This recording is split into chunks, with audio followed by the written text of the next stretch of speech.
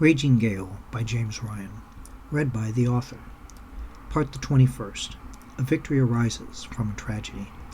I was exposed as though I were a female slave exhibited in the market, Sanders recalled. My secret was out, and I was in a perilous place. My crew would not have had anything more to do with me, now that they knew, and even Edward could not save me from them. Worse still, the Spaniards would have abused me as a captured pirate, and done even more terrible things to me for being a woman. It seemed the world had stopped while all these men stared upon me shame. I felt helpless for the first time in my life, awaiting all sorts of horrors and indignities. I remember feeling very cold and looking for something to wrap myself in. But Providence has a way of surprising you. For the first one to act out of shock were some of the Spanish musketeers. They ignored me long enough to regain their senses and fired, and with their volleys they shot dead both Captain Dick and Edwin. Sanders allowed a moment of silence at the mention. By now Hope, who had been listening intently to the tale, could see nothing else in the cabin but the captain's face in the light of the candle. And in that moment, when it seemed especially dark, I just grabbed for it like a drowning man does driftwood. I bent quickly, swept up Captain Dick's sword and gave a cry, followed by the command, "No quarter! Take him alive or ye die today!" And I kept screaming as I raised the sword and charged over the deck to the galleon. And the crew realized that no matter what I had been, how I'd got there, that I was right, that their lives depended on us winning the battle. They followed me over the deck, and in me first command I was leading a boarding with my breasts out in the open.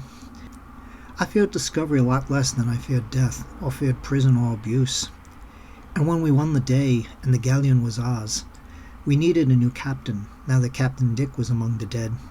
And to my surprise, who should put me forth as captain but Osai?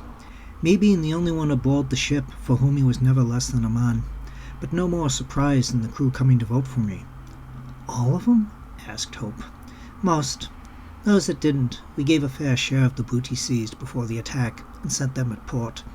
It was a rough go at first, being a ship captained by a woman, and there's still some out there that refuse to accept it. But we've done well with this venture. At first we were not welcomed by others, but our successes have given us respect and me a chance to command a fine crew. I can even go in Tortuga and Port Royal now without having to hide my sex." Hope asked after the pause, "So the sword you have, up there, that was Captain Dick's sword?" "Just a scabbard, lass. The blade was not right for me, and I wanted something lighter and steadier to use." Hope felt a giggle come up. Despite herself, it came out of her, followed by a laugh. "And what's that before now?" "Your name. I get it now.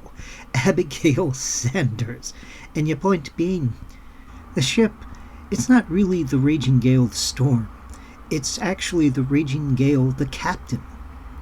Captain Sanders said nothing, but gave Hope a conspiratorial smile. "Thank you for taking this moment with me. If you want to keep up with new chapters as they get posted, please subscribe to the channel and click the bell icon for notifications for when pieces go up.